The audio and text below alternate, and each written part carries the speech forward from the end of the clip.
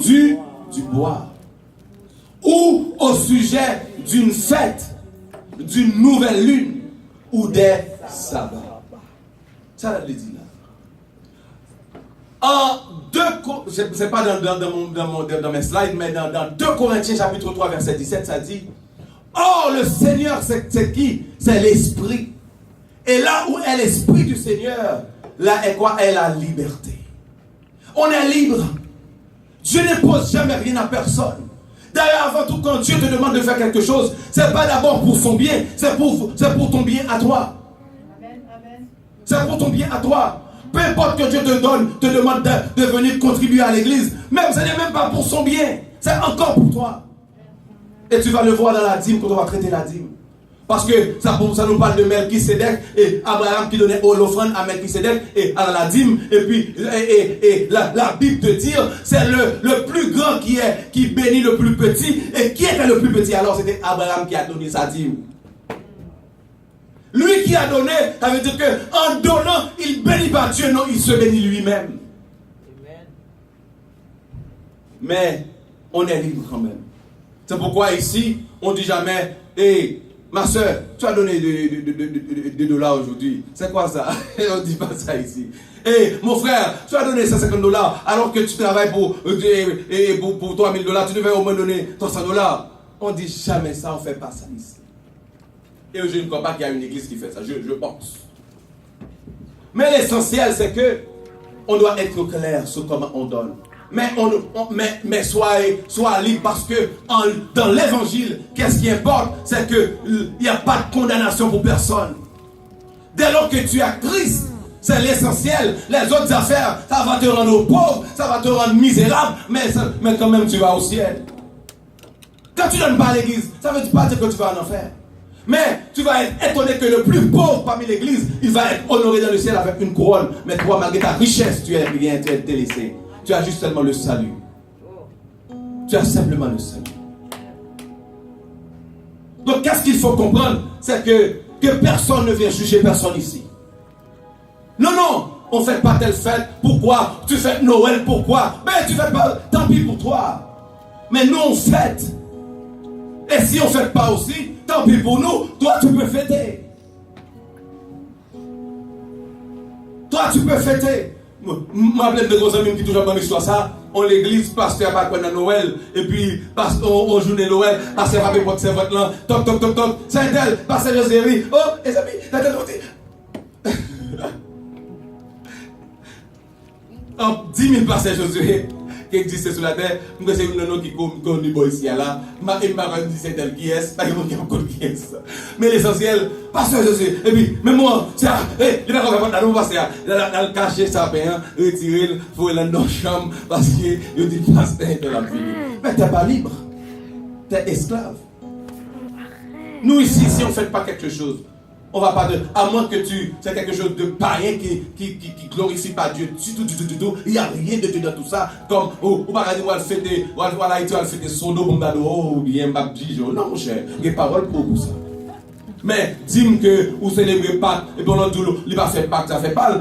Dis-moi que, vous lavez pieds, tu as fait le lavement des pieds de telle église, et toi, tu fais pas. Mais, va faire le lavement des pieds quand tu veux, mais nous, on ne fait pas ici. Peut-être, qui sait, à une occasion spéciale, Dieu peut nous demander de faire le lavement des pieds pour te montrer c'est quoi le symbole, qu'est-ce que ça veut dire, mais pas faire de cela un rituel. Donc tu es libre. Mais l'apôtre Paul nous dit que tu es libre vraiment, mais ne fais pas de ta liberté un prétexte de vivre dans le désordre. Parce que tu es libre, je peux faire ce que je veux, mais bon, la Bible dit je suis libre. Bon, mais cette fille-là, et me fiancée avec elle, même pas qu'on finisse sortir qu'elle veut la guérir à la maman, on va faire un petit guéguin. Il va faire ça.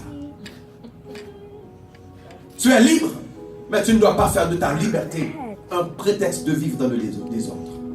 Donc on finit, mes amis.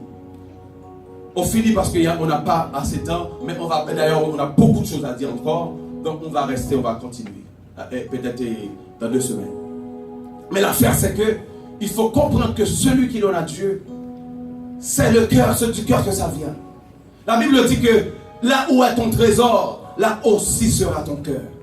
Si ton cœur est avec Dieu, tu auras toujours à cœur de contribuer dans son ministère. Si ton cœur, si ton trésor c'est l'église, si ton cœur c'est Dieu, l'église là où il siège, c'est vrai en toi, mais aussi parmi les saints, tu vas contribuer parce que c'est pour Dieu. Là où est ton trésor, là aussi sera ton cœur. Donc si tu n'investis pas, ça veut dire que ton trésor, si tu n'investis pas, je te garantis ton cœur n'est pas vraiment avec nous. Oui, tu es là, mais si tu n'investis pas vraiment, ton cœur n'est pas là vraiment. C'est la Bible qui le dit. Moi, je ne vous dis pas ça pour enrichir le centre de la foi.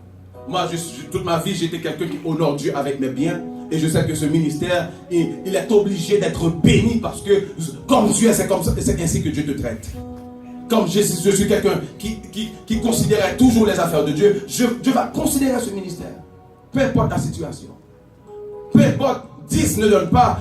Mais souvent, je peux vous dire, souvent, on a deux doigts de convoquer une rencontre et de dire, voici, c'est difficile de payer le loyer pour ce mois. Mais miraculeusement, Dieu intervient. Peut-être c'est elle qui ne donnait pas la sadine, elle donne. C'est lui qui ne supportait pas, il supporte, et puis on dit rien, et puis Dieu avance. C'est parce que le travail de Dieu se fait par la foi. Moi, je connais des églises, tu n'as même pas besoin d'être membre pour t'appeler, pour te dire, on est bloqué pour payer les loyers, est-ce que tu peux nous aider? Mais nous, on n'a jamais fait ça pour même nos membres, voire pour des étrangers. Même nos membres. Voire pour des étrangers. Moi j'ai déjà des plaintes à propos de ça, des gens qui font ça. Ils ont des églises, et puis dès lors que tu visites une fois, et puis ils ont déjà des lettres pour te dire que, bon, même pas des lettres, c'est des appels pour te dire qu'il faut donner. Parce qu'on ne peut pas payer le loyer. C'est quoi ça? Un ministère de Dieu, et puis un étranger qui te visite, et puis c'est dès lors que tu veux lui jeter le fardeau pour payer le loyer avec toi. Diminue ton budget. Fais des plans. Alors que le Seigneur aujourd'hui puisse vous éclairer dans ce mi-parcours, parce que le parcours que nous allons voir, c'est arriver à vous montrer c'est quoi l'offrande, c'est quoi l'aumône, c'est quoi les prémices et c'est quoi la dîme. Et d'autres choses encore.